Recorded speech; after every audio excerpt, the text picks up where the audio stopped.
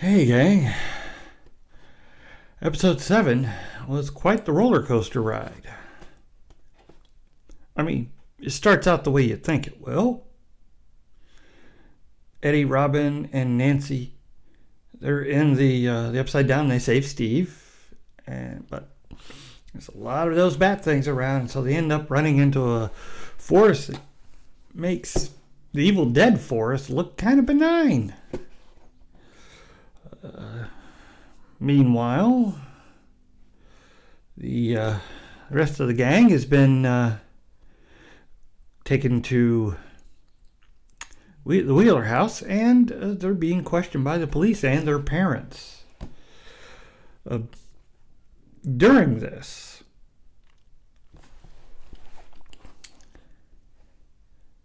Dustin, he's figured something out about Vecna.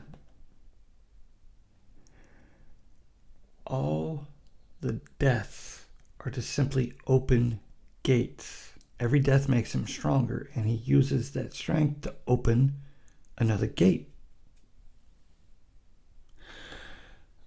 Meanwhile, because the Upside Down is the exact opposite of the real world, Nancy leads everyone to her house thinking her guns that she got from the last season will still be there. But they're not. She finds everything stopped on a specific date. The date Barb was taken. That'll be important later on. Also, Steve hears Dustin, and they realize about the lights.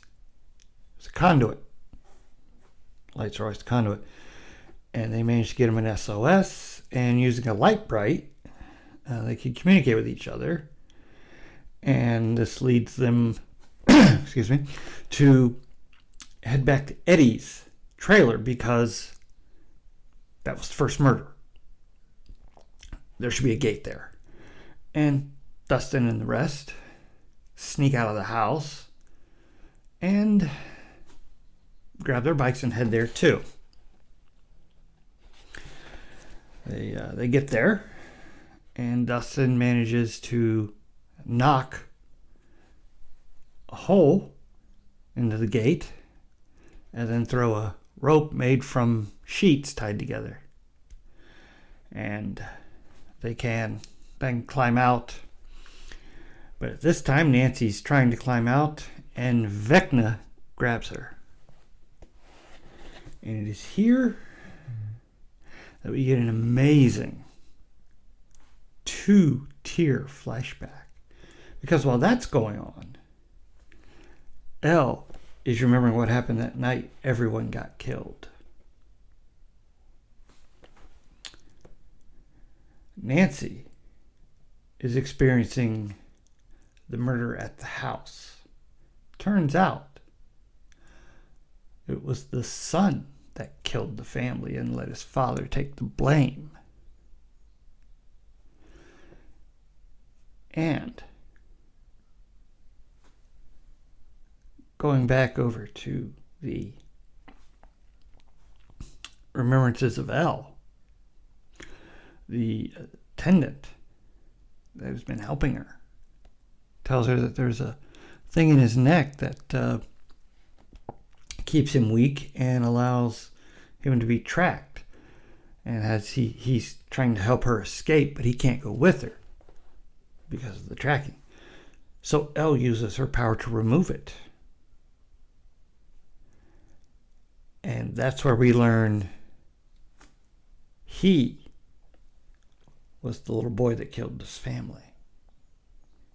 He is number one.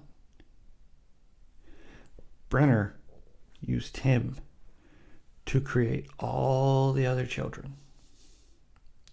And it is he who kills all those children, not Elle. And they have this epic battle. And Elle eventually sends him to the Upside Down in a fit of rage. And he's created the Upside Down. and the Demogorgons and the little bat creatures, they're all his making. Whew. And that's where the season halfway finale ends. So, boy, and it was a roller coaster ride. A lot of emotions going on there.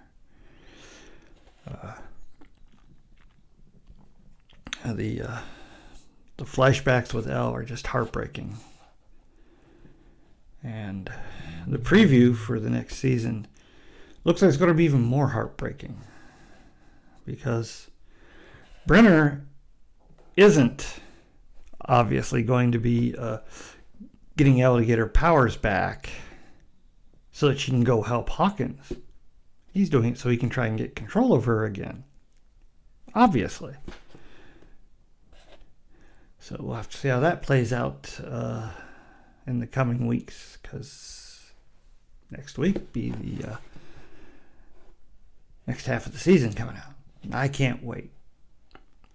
I really enjoyed this season. It's been very exciting, graphic, and nasty, like all good Stranger Things should be.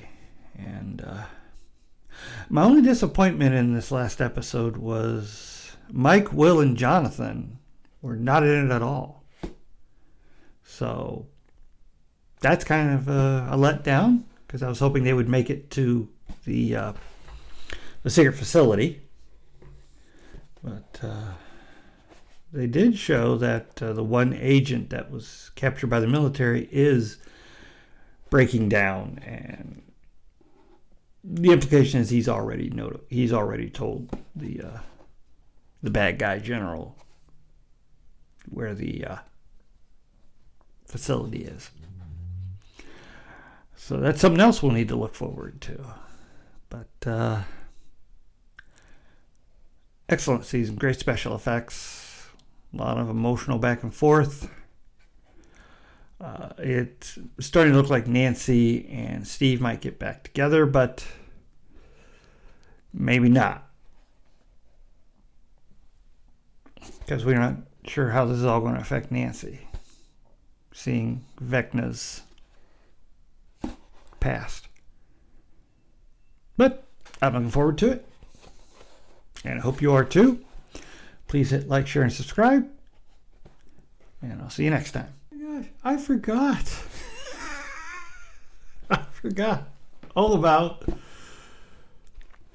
the storyline with Hopper and Joyce, where Hopper is prepared to meet the monster with the rest of the prisoners, and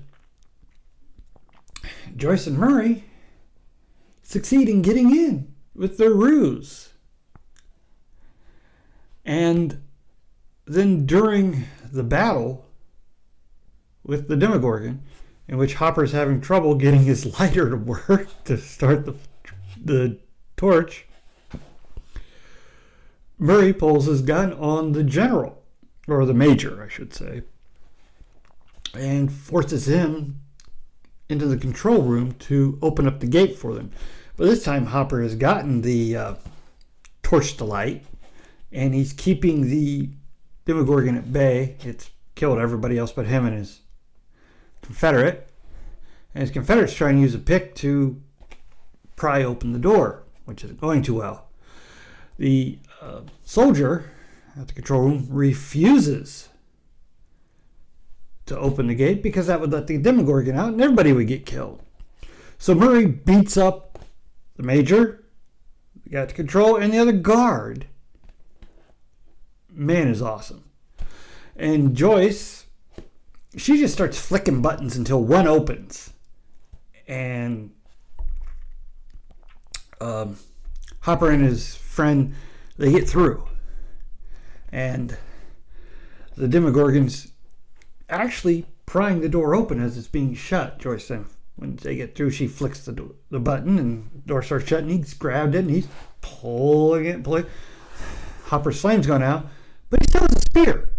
That's what he was using. And he shoves it right down the Demogorgon's gullet, which knocks it back, although he manages to break the staff off, and he's working on spitting out the spear, but the door shuts and seals. And Hopper and Joyce are reunited, and it is one of the great tender moments in the series. Now, hit like, share, and subscribe.